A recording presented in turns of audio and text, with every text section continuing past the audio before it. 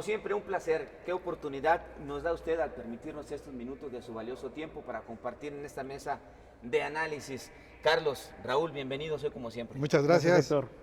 Bueno, hombre, para conocer su opinión de las acciones emprendidas por los tres niveles de gobierno hasta ahorita respecto a financieramente, económicamente, fiscalmente, pues buscar mecanismos para ayudarnos todas como país por el tema del COVID-19. Bueno, pues por el momento apenas estamos balbuceando esas consideraciones. El gobierno federal está haciendo aportaciones a los que menos tienen y está considerando apenas ver de qué manera Hacienda da algunas facilidades para que puedan devolver los IVAs anticipadamente, para que los encargados de distribuir ese dinero en el país pues haya una especie de que no exista la recesión absoluta, porque recesión hay en todo el mundo.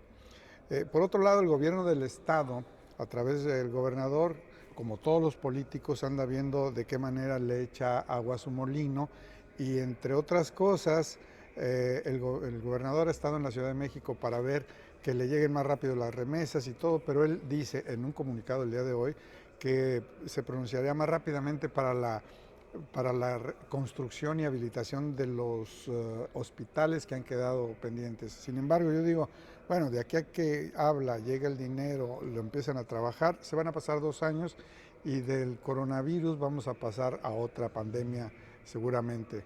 ¿Qué es lo que puede hacer? Se bajó el sueldo a la mitad. Pues yo creo que para causar un buen impacto, se los bajará a los funcionarios, pero ojo, no es el sueldo es una cosa y ellos tienen unas compensaciones aparte y de esas compensaciones se bajará a la mitad. El municipio igual, lo que ha hecho es, bueno, no les vamos a dejar de pagar a los empleados del ayuntamiento, la mitad se va un tiempo a descansar, sobre todo los de la tercera edad, y luego regresarán tal fecha. Medio raro porque cuando vayan a regresar es cuando va a estar el pico más alto de la posible infección. Y si quieres ahí lo dejo para después darles algunas ideas de cómo poder solventar la tragedia económica. Carlos. Así es. Bueno, pues muchos han criticado esta parte de la actuación de Andrés Manuel como representante del gobierno federal, Andrés Manuel López Obrador. El presidente ha sido muy mesurado, él siempre ha buscado la forma de no generar pánico en todos sentidos, ¿no? Si de por sí tenemos una situación de pánico social increíble que lo ves reflejado en los anaqueles de las tiendas, en los precios de reventa de muchos productos básicos, pues imagínate el pánico a nivel económico, micro y macro. En este momento, Héctor, en Ciudad Juárez se cumple una semana de que la mayoría de los restaurantes cerraron. Tenemos una semana de cierre absoluto y esto ya significa para muchos entrar a materia de números rojos en tema de balance anual. Una semana implica muchas pérdidas para todos estos empresarios. Sin embargo, tú a cualquier giro que vayas encuentras todo deshecho, no hay trabajo, no hay movimiento económico, no hay flujo económico cuando hablamos de mediana y pequeña empresa en Ciudad Juárez y en México. Esto es generalizado. Entonces, preocupa, aquí sí, preocupa que no haya una atención inmediata en términos de apoyo fiscal, económico, para todos estos emprendedores que para poder poner su negocito, su tienda, su negocio, su restaurancito, su bar, su comercio, hipotecaron sus casas, están endeudados. Entonces no hay un apoyo inmediato en el que tú tengas certeza como empresario de decir, puedo aguantar 1 mes, 2 meses, 3 meses. Contrario a lo que ha sucedido, por ejemplo, llama mucho la atención lo que realizó el presidente de El Salvador, Nayib Bukele, donde dice, señores, el pago de servicios se suspende a nivel general, ¿sí? A los bancos, a la banca privada y pública, no deben de cobrar los pagos de 3 meses. Esto es inmediato, 3 meses y sin recargos. Y no se va a pagar así de retroactivo. Oye, ya pasan los 3 meses, cállate. Sino que se va a diluir en el resto de la deuda. Entonces son temas que benefician a los que menos tienen, hablando de la gente que mueve la economía y que tan solamente en Ciudad Juárez son 150,000 empleos, Héctor, de manera directa. Entonces preocupa esta paralización económica porque ahora sí que el que no se lo lleve el COVID, pues se lo va a llevar la depresión, la angustia, la ansiedad. Y el hambre. El hambre, la pobreza, y esto es lo que va a dejar esta pandemia en términos sociales y económicos. Bueno, también aquí hay que añadir que no solo es eso, sino que aparecen los hambreadores del pueblo. Aquí en Ciudad Juárez tenemos ya varios casos. El gas te lo cortan. No me importa si tienes COVID o si no tienes. Aquí te caes o si no, te lo corto. Lo que es más, no te lo cortaron, tú vas y lo pagas y te dicen, sí, nomás que son 90 pesos de la reconexión. Oye, no frieguen, ¿no? La luz, el gas, el agua, todo eso debería de ser algo que por decreto... El agua anunciaron que no, ¿eh? El agua ya anunciaron que no. Sí, el agua recién anunciaron que no va a haber un corte en el servicio durante lo que dure esta contingencia si tienes problemas para pagar. También exhortan a aquellos que puedan pagar que lo sigan haciendo, ¿verdad? Y ponen diversas alternativas. Pero los que no puedan pagar por esta contingencia, que por cierto, aún no nos ha mostrado su peor cara, bueno, porque también van de la mano con otras acciones. Agrego, Raúl, hay quienes en el centro del país han empezado con el saqueo, pero no se llevan frijol, arroz, no. La tele, el tequila, los cigarros, electrodomésticos. No, esas no son personas que estén actuando por desesperación, son delincuentes, ¿eh? Perdón, y regreso contigo. Sí, no, y bueno, esas son consideraciones que debemos tener pendientes. Pero ¿qué está haciendo el gobierno? El gobierno se está lavando las manos aquí rápidamente y no tiene una visión a futuro. ¿Qué va a pasar si por desgracia la situación económica hace que la gente en su desesperación salga a la calle a robar? Ya no digamos a robar, a matar por algo de comida. En Estados Unidos se disparó la compra de armas, ¿eh? Por un lado. Y aquí, en México, la fórmula hambre, gobierno que no atiende y crimen organizado van a ser una mezcla muy molotov, una explosión social puede ocurrir. Entonces hay que prever todas esas cosas y los expertos mundiales dicen, estos paradigmas mundiales ya cambiaron, todavía no los percibimos, pero ya cambiaron, entonces necesitamos reinventarnos para la nueva economía mundial y pues eso es regenerarnos cada vez más. Decía Alvin Toffler desde sus primeros libros, allá por 1970, El shock del futuro, que decía que los analfabetas no eran ya, en ese tiempo, ahora pues más, no eran ya los que no sabían leer y escribir, sino los que no podrían reinventarse cada vez que surgieran algunas cuestiones novedosas. Hay que reinventarse. Lo decía en 1970. Ahora, 50 años después, apenas estamos viendo que sus palabras eran muy ciertas. Es que era futurista el señor Toffler. Era futurista. La cuestión aquí es la evolución de la reacción política, ¿no? Tenemos ejemplos muy cercanos hace 11 años con el tema de la pandemia, por así decirlo, que fue del H1N1, y en ese tiempo vimos una reacción muy tardía, muy perezosa por parte del gobierno en término económico.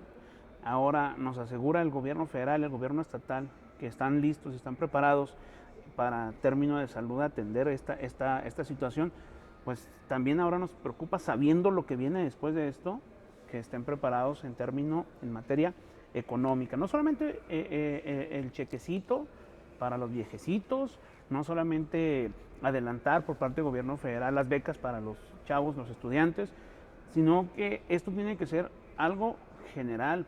Al final de cuentas, el movimiento económico está en la pequeña y la mediana empresa, y es donde se marcan más las crisis.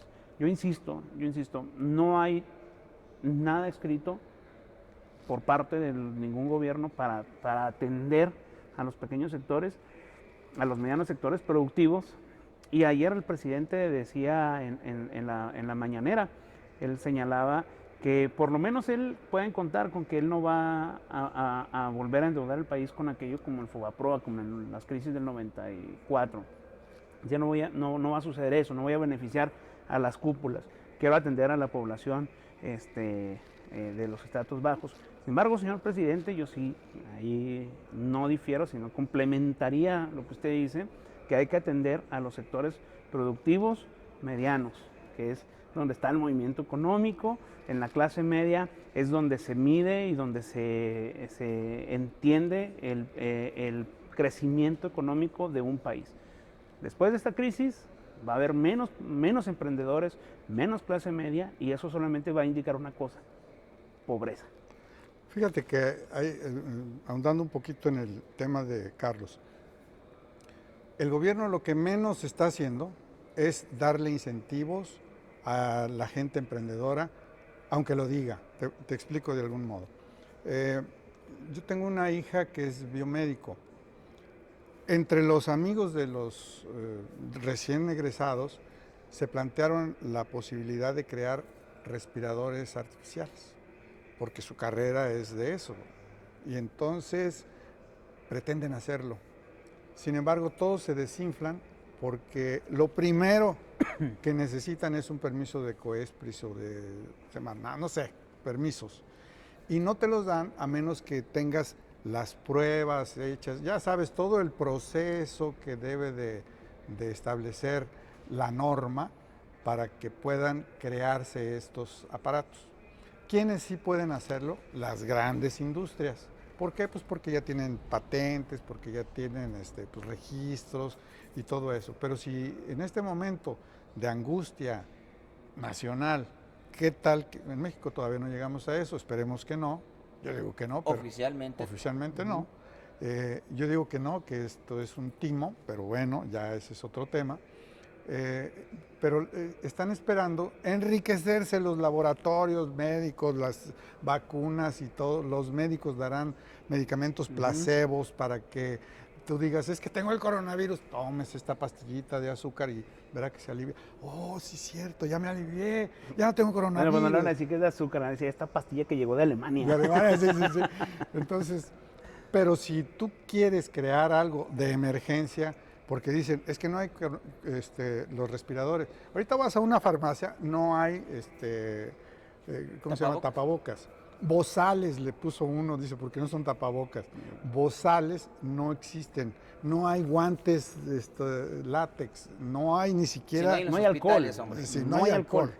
Está entonces, mucho menos los respiradores artificiales.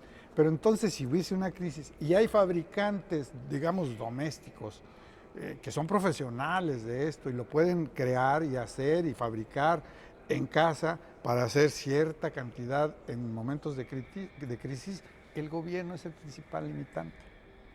¿No? Tú no lo puedes hacer. Si no viene el hospital Johnson & Johnson y otros, tú no puedes. Entonces, ¿de qué se trata esto, no? Bueno, yo creo que sí deben existir protocolos a seguir, si no sí, cualquiera claro. sin idea en ese sentido. Nada menos en Estados Unidos, el FBI detecta a una persona que ya tenía la vacuna para el coronavirus y estaba solicitando inversionistas. Resultó ser un fraude. Una persona con antecedentes penales, ¿por qué creen? Por fraude. Pero él pedía a cada inversionista de manera urgente $1 millón. Entonces un agente encubierto se hace una entrevista con él y bueno, pues ya lo sorprende, lo desenmascara y detenido está, ahora va a enfrentar un juicio. Los protocolos, muy importante lo que dices, sí. Pero los profesionales de que saben hacer, los conocen bien y certificados, y certifican eso, pueden hacerlo y ya nada más es cuestión de ponerlos en el mercado, pues no los dejan. Sí, no. Entonces hay que señalar eso, que si en momentos críticos la gente, digamos, de a pie, los civiles, se pueden crear cosas para beneficio común. Así es. Yo creo que esta crisis, como todas las crisis, son oportunidades también para mejorar como sociedad, para mejorar como una sociedad participativa con sus gobiernos. Creo que ahora es cuando debemos de ser ciudadanos responsables, de mostrar la civilidad que tanto presumimos y es cuando además tomemos nota de las propuestas que tenemos que hacerle a los futuros candidatos, porque ya es hora de cambiar la política. A raíz de esto se puede dar, de no esperar las propuestas de los próximos candidatos, sino como sociedad decirle, esto es lo que necesitamos. No queremos hospitales inconclusos que nos lleguen en una etapa de crisis y estén ahí los grandes monstruos millonarios sin poder atender un solo enfermo. Solamente por decir. Entonces creo que hay que aprovechar como ciudadanos, como mexicanos, como juarenses, como chihuahuenses, esta oportunidad para crecer en tema de participación.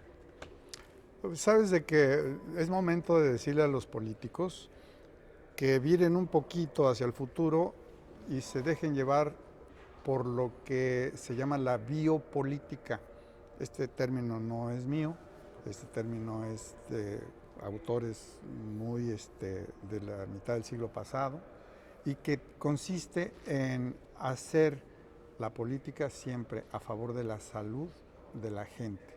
Entonces, reinventar la biopolítica en estos momentos es novedoso, nadie lo conoce desde ahorita, pues los chavos de 18, ¿qué van a saber de gente que lo inventó en el 1940, 50? ¿Verdad? Entonces, regresar a esos conocimientos es importante. Bueno, y también es una oportunidad coyuntural para aquellos gobiernos que tienen calificaciones desastrosas, para decir, en etapas de crisis son oportunidades para ellos también, Claro. Y tratar de reivindicarse.